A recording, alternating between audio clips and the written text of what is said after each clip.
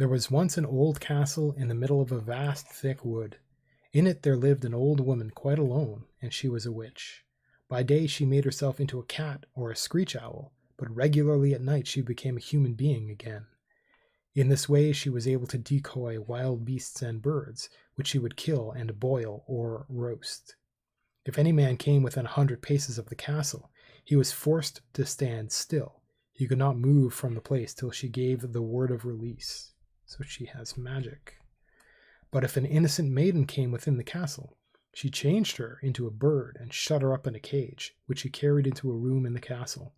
She must have had 7,000 cages of this kind containing pretty birds. So she's kidnapping. We're off to a good start.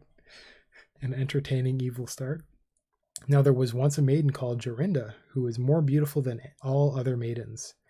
She had promised to marry a very handsome youth named Joringel, and was in the days of their courtship, when they took the greatest joy in being alone together, that one day they wandered out into the forest. "Take care," said Joringel. "Do not let us go too near the castle." It was a lovely evening. The sunshine glanced between the tree trunks of the dark greenwood, while the turtle doves sang plaintively in the old beech trees. Yet Jorinda sat down in the sunshine and could not help weeping and bewailing, while Joringel too soon became just as mournful. They both felt as miserable as if they had been going to die. Gazing around them, they found they had lost their way and did not know how they should find the path home. Half the sun still appeared above the mountain, half had sunk below. Joringel peered into the bushes and saw the old walls of the castle quite close to them. He was terror-stricken and became pale as death. Jorinda was singing, "My birdie with its ring so red sings sorrow, sorrow, sorrow. My love will mourn when I am dead. Tomorrow, morrow, more jug, jug." What? I'll just let that one slide. Okay. Jorinda looked toward her, but she had changed into a nightingale who sang jug, jug. A screech owl with glowing eyes flew 3 times around her, and she cried 3 times, "Shoo hoo hoo." Joringel could not stir. He stood like a stone without being able to speak or cry, or to move hand or foot. The sun had now set. The owl flew into a bush.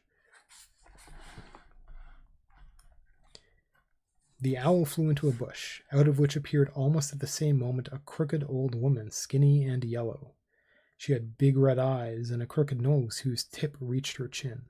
She mumbled something, caught the nightingale, and carried it away in her hand. Joringel could not say a word nor move. Oh, that's bad grammar. That's okay. Sorry. Joringel could not say a word nor move from the spot, and the nightingale was gone. At last the old woman came back and said in a droning voice, "Greeting to thee, Zachiel. When the moon shines on the cage, unloose the captive, Zachiel." Then Joringel was free. He fell on his knees before the witch and implored her to give back his Jorinda. But she said he should never have her again, and went away. He pleaded, he wept, he lamented, but all in vain. "Alas, what is to become of me?" said Joringel. That's pretty harsh. Okay. At last he went away and arrived at a strange village where he spent a long time as a shepherd. He often wandered around about the castle, but did not go too near it. At last he dreamt one night that he found a blood-red flower, in the middle of which was a beautiful large pearl. He plucked the flower and took it to the castle. Whatever he touched with it was made free of enchantment. He dreamt also that by this means he had found his Jorinda again. In the morning when he awoke, he began to search over hill and dale in the hope of finding a flower like this. He searched till the 9th day, when he found the flower early in the morning. In the middle was a big dewdrop, as big as the finest pearl. This flower he carried day and night till he reached the castle. He was not held fast as before when he came within the 100 paces of the castle, but walked straight up to the door. Joringel was filled with joy. He touched the door with the flower, and it flew open. He went in through the court and listened for the sound of birds. He went on and found the hall, where the witch was feeding the birds in the 7,000 cages. She must be feeding them all day if she's not out hunting. She scolded him and spat poison and gall at him. He paid no attention to her, but turned away and searched among the bird cages. Yes, there were many hundred nightingales, but how was he to find his Jorinda? I'd turn them all back into very, very angry maidens. While he was looking about in this way, he noticed that the old woman was secretly removing a cage with a bird inside and was making for the door. He sprang swiftly towards her. Also a different way of saying that word. He sprang swiftly towards her, touched the cage and the witch with the flower.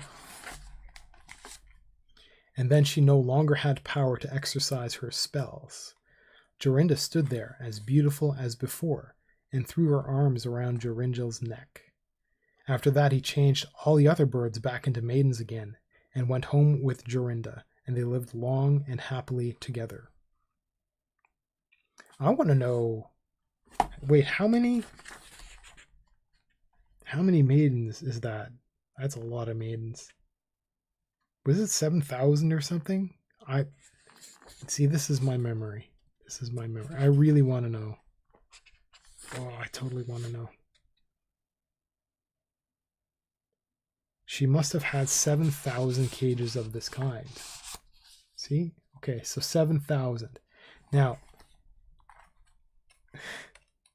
that's a lot of... Let's say that's a really, really big castle, but that entire town would just take that castle and keep it. That'd be... Let's say that the birds would live forever or something like that. And that's why there were so many.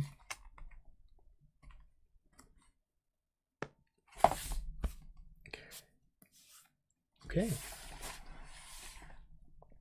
The Wren and the Bear. Once upon a time, a bear and a wolf were taking a walk in a wood. It was summer, and the bear heard a bird singing most beautifully. He said, "Brother Wolf, what kind of bird is that singing so beautifully?" "That is the king of the birds, and we must bow down to it. But really it was a wren." "If that is so," said the bear, "I should like to see his royal palace. Come, you must take me to it." "That's not so easy," said the wolf. "You must wait till the queen comes." Soon afterwards the queen made her appearance, bringing food in her beak, and the king came with her to feed their little ones. The bear would have liked to go in at once, but the wolf held him back by the sleeve and said, "No, you must wait till the king and queen fly away again." So they marked the opening of the nest and trudged on, but the bear had no rest till he could see the royal palace, and before long he went back. The king and the queen had gone out again. He peeped in and saw 5 or 6 young lying in the nest. "Is that the royal palace?" cried the bear. "What a miserable place! And do you mean to say that you are royal children? You must be changelings." Okay, so I have to explain what a changeling is. So a changeling is like a creature that pretends to be another creature. And I know of it as like a mythological creature, like a monster that turns into something else in order to trick people and eat them. So it's kind of like saying that they're like almost kind of like chameleons with a different skin on, where they're playing pretend at being royal. A weird way to say it. When the young wrens heard this, they were furious. They shrieked, "No, indeed, we are not. Our parents are honest people. We must have this out with you." The bear and the wolf were very much frightened. They turned around and ran home to their dens. Why are they scared? It's a bear.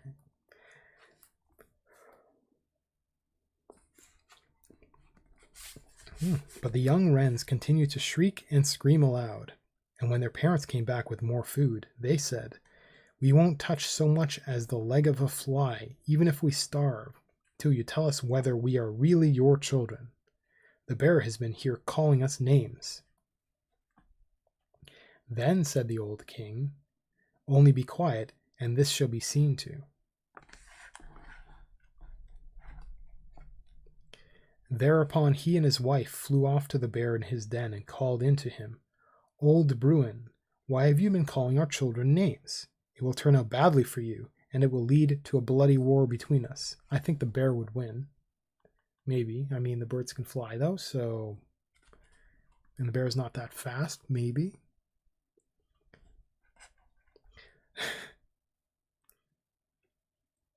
So war was declared. Why wouldn't the bear just say why he's calling their children names? Like, he could just say that he doesn't believe them. Which is reasonable. So war was declared, and all the four-footed animals were called together. The ox, the ass, the cow, the stag, the deer, and every other creature on the earth. I'm thinking of a movie that I saw recently, but it's not. It's violent. It's a very violent movie. With Leonardo DiCaprio. Anyhow, I'm not going to give you a movie review. But whenever I think of animals going to war, I do think of them. But the wren called together every creature which flew in the air. He called not only the birds, but both large and small, but also the gnats, the hornets, the bees, and the flies. When the time came for the war to begin, the wrens sent out scouts to discover where the commanding generals of the enemy were to be found. The gnats were the most cunning of all. They swarmed into the wood where the enemy were assembled, and at last they hid themselves under a leaf of the tree where the orders were being given. The bear called the fox up to him and said, "You are the slyest of the animals, Reynard. You shall be our general and lead us." "Very good," said the fox. But what shall we have for a signal?" But nobody could think of anything. Then said the fox, "I have a fine, long, bushy tail, which looks almost like a red feather brush. When I hold my tail erect..." That's what cats do. "When I hold my tail erect, things are going well, and you must march forward at once. But if it droops, you must all run away as hard as ever you can." When the gnats heard this, they flew straight home and told the wrens every detail. When the day broke, all the four-footed animals came rushing to the spot where the battle was to take place. They came with such a tramping that the earth shook. The wren and his army also came swarming through the air. They fluttered and buzzed enough to terrify one. And then they made for one another. The wren sent the hornet down with orders to seat herself on the tail of the fox and sting him with all her might. When the fox felt the first sting, he quivered and raised one leg in the air, but he bore it bravely and kept his tail erect. At the second sting, he was forced to let it droop for a moment, but the third time he could bear it no longer. He screamed, and down went his tail between his legs. When the animals saw this, they thought all was lost, and off they ran helter-skelter as fast as they could go, each to his own den. So the birds won the battle. When it was over, the king and the queen flew home to their children and cried, "Children, be happy. Eat and drink to your heart's content. We have won the battle."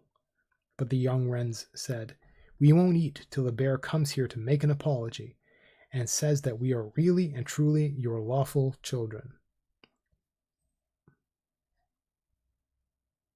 I mean, I get the apology, but why would they believe the bear? Why would they care? Why would they care what the bear says? Because they have their parents who says that they're really their children. The wren flew to the bear's den and cried, "Old Bruin, you will have to come and apologize to my children for calling them names, or else you will have all your ribs broken." How? So in great terror, the bear crept to the nest and apologized, and at last the young wrens were satisfied. They ate and drank and made merry till far into the night.